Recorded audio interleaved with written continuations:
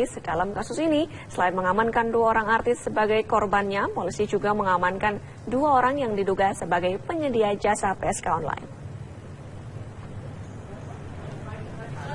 Berawal dari pengembangan kasus mucikari RA yang juga tersangkut kasus prostitusi online beberapa waktu lalu, petugas mengamankan 2 orang artis yakni NM dan PR sebagai korban, sementara 2 orang lainnya yang berinisial O dan F diamankan petugas sebagai tersangka.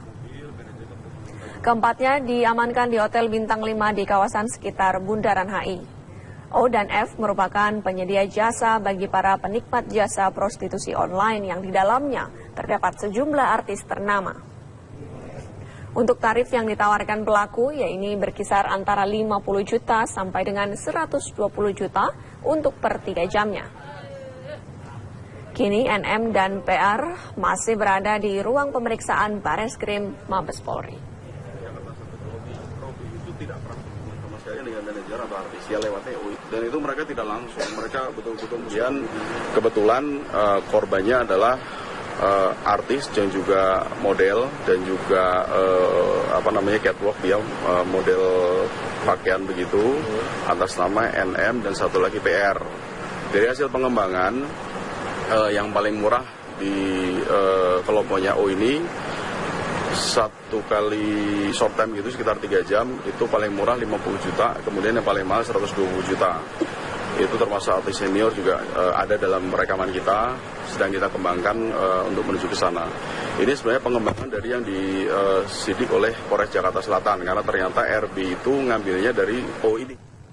Kita beralih ke kabar lainnya, pemirsa. Salah seorang saksi kasus prostitusi online dengan mucikari Robby Abbas yang diduga turut melibatkan artis sebagai pekerja seks komersialnya divonis oleh Pengadilan Negeri Jakarta Selatan selama 16 bulan penjara. Robby Abbas pun terbukti bersalah dan melanggar Undang-Undang Pasal 296 KUHP serta Pasal 506 tentang perbuatan asusila.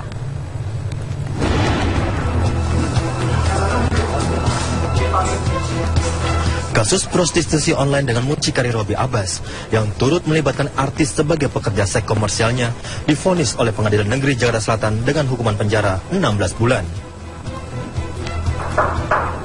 Terdakwa Robby Abbas terbukti bersalah dan melanggar Pasal 296 dan Pasal 506 KUHP tentang perbuatan asusila.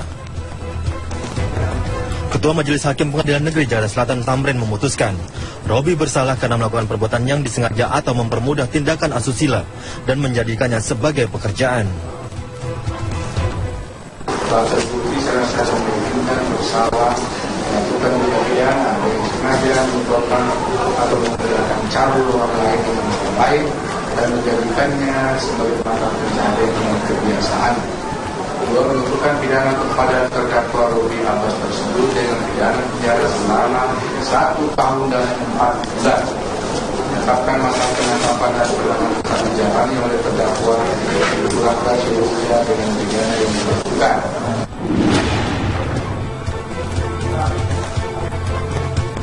Kuasa hukum Robby Abbas Peter L mengatakan masih berpikir untuk mengajukan banding atas putusan majelis hakim.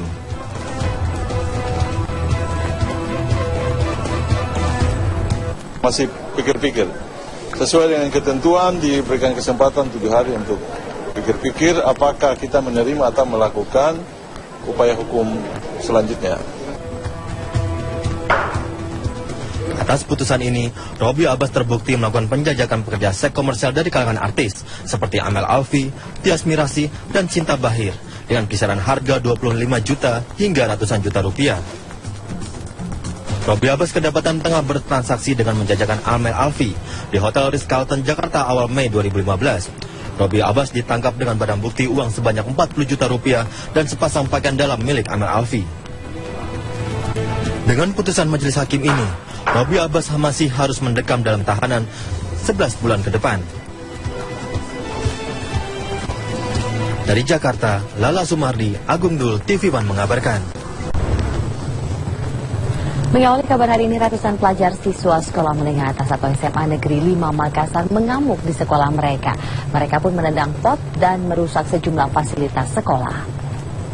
Kemarahan siswa ini dipicu atas dibubarkannya aksi unjuk rasa yang menilai ada pungutan liar di sekolah mereka. Para guru merebut dan merobek selebaran yang dibentangkan siswa. Bahkan terdapat guru yang turun menyiramkan air ke siswa yang menolak masuk ke dalam kelas. Selain dugaan pungli, mereka juga meminta kejelasan atas pergantian pimpinan kepala sekolah yang sebelumnya dipimpin oleh Rahmat dan kemudian diganti kepala sekolah baru Abdul Qadir.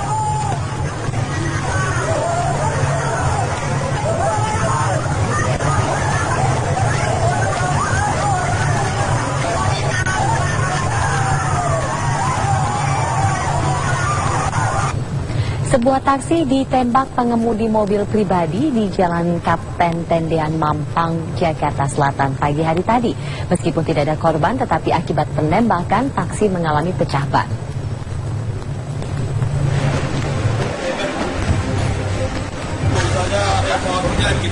Sebuah peristiwa penembakan terjadi pada pukul 4:30 pagi tadi terhadap sebuah taksi yang dikemudikan Rahmat Suparman.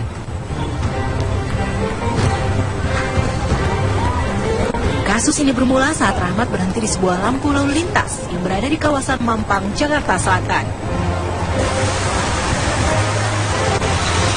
Saat hendak berjalan usai lampu lalu lintas menunjukkan warna hijau, tiba-tiba seorang pengemudi mobil pribadi menembak bagian belakang taksi hingga menembus ban bagian belakang sebelah kiri dan menyebabkan ban menjadi kempis. Sopir taksi berusaha tetap melanjutkan perjalanan, meski penembak sempat mengancam akan menembak kembali ke arah korban. Pihak kepolisian telah melakukan pemeriksaan terhadap korban dan saksi.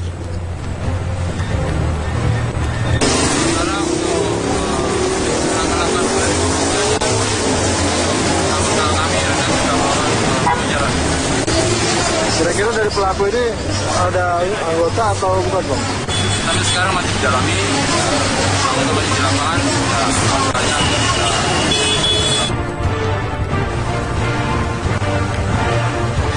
Petugas kepolisian hingga kini masih memburu pelaku yang diperkirakan masih berada di wilayah Jakarta Selatan.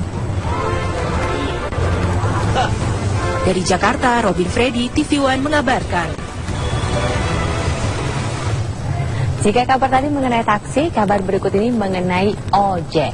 Kehadiran ojek online ini ternyata menimbulkan masalah bagi sebagian tukang ojek pangkalan.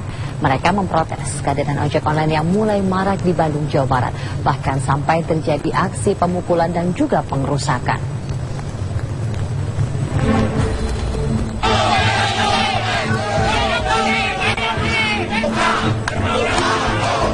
Kehadiran ojek online selain membuka lapangan pekerjaan bagi sebagian orang, namun ternyata juga turut menimbulkan masalah bagi sebagian pemudik ojek pangkalan.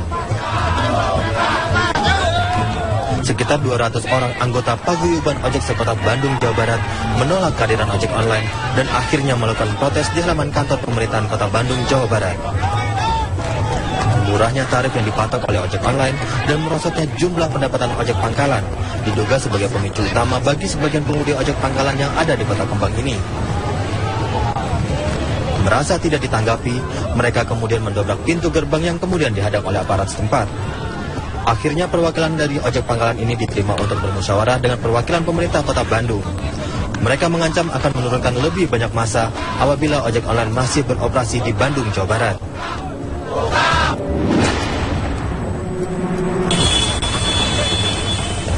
Masih dari Bandung, Jawa Barat, ratusan pengemudi ojek pangkalan mendatangi kantor pengurus salah satu kantor ojek online yang ada di Jalan BKR Bandung, Jawa Barat.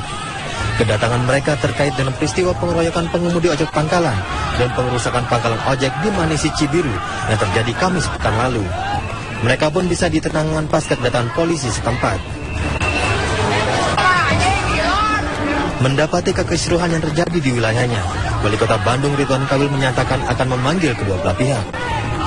Saya akan pertemukan ojek pangkalan dan ojek, cuman waktunya belum ketemu aja, untuk memastikan bahwa tidak ada yang dirugikan. Nomor satu itu harus dari sudut pandang masyarakat pengguna. Kedua, ojek pangkalan harus mengupgrade dirinya. Zaman sudah berubah. Dulu orang cuma pakai HP buat nelpon, sekarang buat segala hal. Jadi ojek pangkalan juga harus bisa menerima orderan dari online. Nah, itu yang sedang dibikin oleh Pemkot aplikasinya supaya mereka bisa mendapat ekonomi dan rezeki lebih dari sekadar nunggu yang rutin-rutin seperti itu. Kebutuhan akan moda transportasi yang murah dan bebas kemacetan tentulah idaman bagi setiap konsumen. Namun diperlukan formula yang baru agar saling menguntungkan dan tidak merugikan kedua belah pihak. Dari Bandung, Jawa Barat, Asep Barbara dan John Hendra, TV One mengabarkan.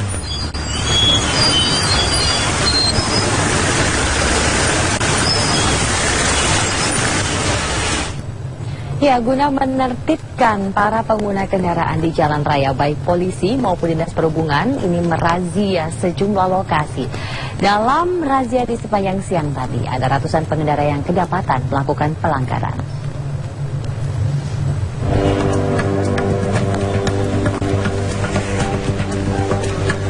Sebagai pengendara kendaraan bermotor, ada sejumlah aturan yang wajib dipatuhi ketika tengah berkendara di jalanan.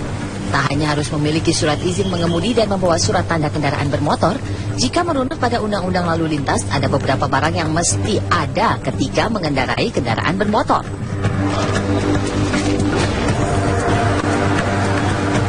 Di Jalan Lejen Suprapto Cempaka Baru, jajaran Polantas Polres Jakarta Pusat menggelar operasi zebra di hari kelima.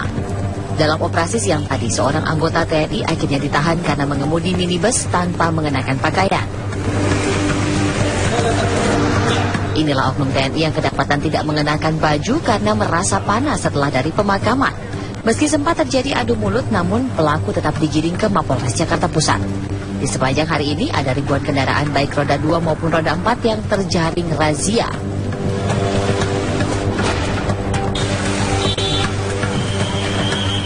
Di Jalan Pelumpang Pasar Ular Jakarta Utara, jajaran Polantas Polres Jakarta Utara juga melakukan operasi zebra. Menariknya dalam operasi kali ini, petugas bekerja sama dengan Kejaksaan Negeri Jakarta Utara menyiapkan area sidang guna melakukan sidang di tempat. Ada ratusan pengendara yang terkena tilang dan menjalani sidang karena melanggar marka jalan. Petugas menghimbau agar para pengendara sepeda motor tidak lagi memutar arah di tempat yang tidak semestinya, apalagi harus melawan arus karena hal ini merupakan salah satu penyebab tingginya angka kecelakaan.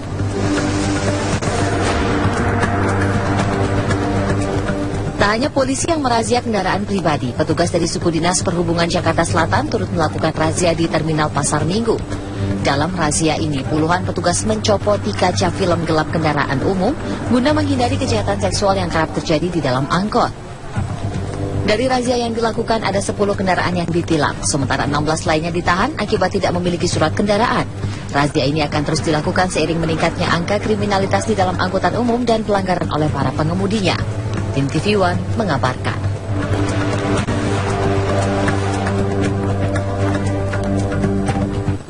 Kita ke kabar lainnya, seorang mahasiswi ditemukan tewas di kamar apartemen di Pesanggerahan, Jakarta Selatan. Korban diduga tewas karena overdosis. Korban tewas bernama Wineta ditemukan temannya dalam kondisi mulut berbusa. Polisi memeriksa satu saksi yang merupakan mantan pacar korban. Polisi menyita 1 senjata tajam dan mengamankan botol minuman yang diduga digunakan korban untuk bahan campuran. Jasad Wineta dibawa ke Rumah Sakit Pusat Fatmawati, Jakarta Selatan untuk dilakukan otopsi. Kasus ini ditangani Polsek Metro Pesanggerahan, Jakarta Selatan.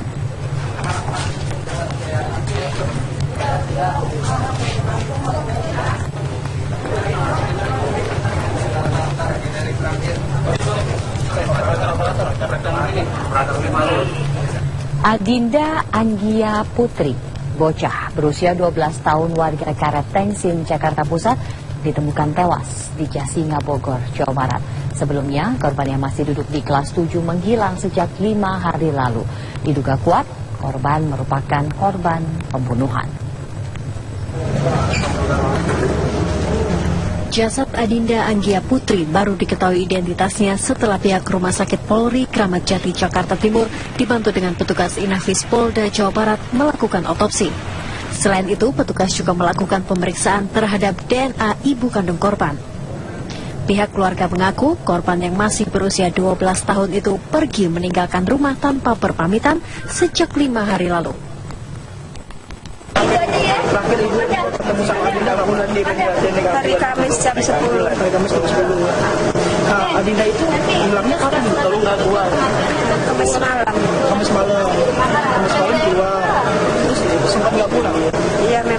pulang sampai ditemuin akhirnya di sesinya. Setelah diidentifikasi, jenazah korban kemudian langsung